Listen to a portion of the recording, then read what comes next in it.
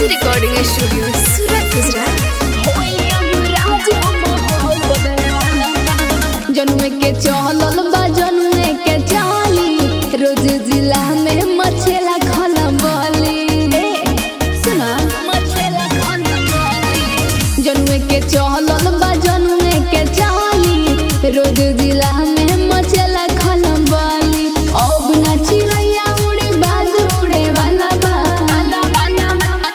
होई अब राज हो माहौल बदले वाला बा बाबू हो सुना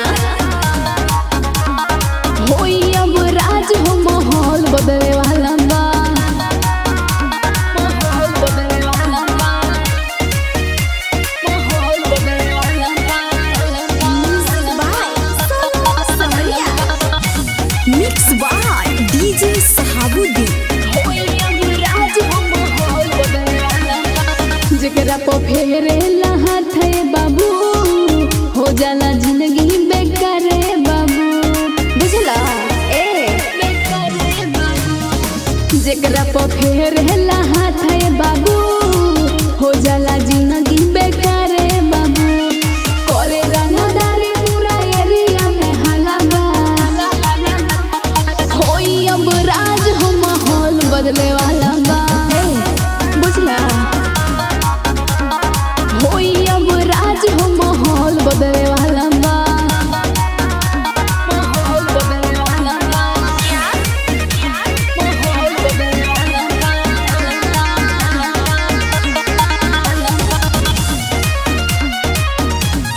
होई अब राज हो माहौल बदले वाला बा।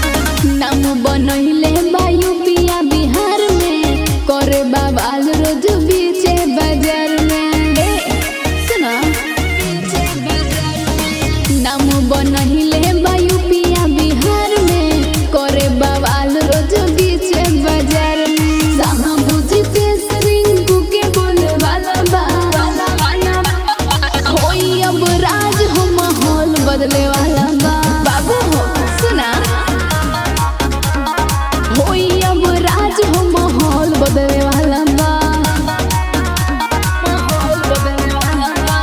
जनुए के चलल बा जनुए के चाली रोज जिला में मचेला खाना बोली। अब ना चिड़ैया उड़े बाज उड़े वाला बा होई अब राज हो माहौल बदले वाला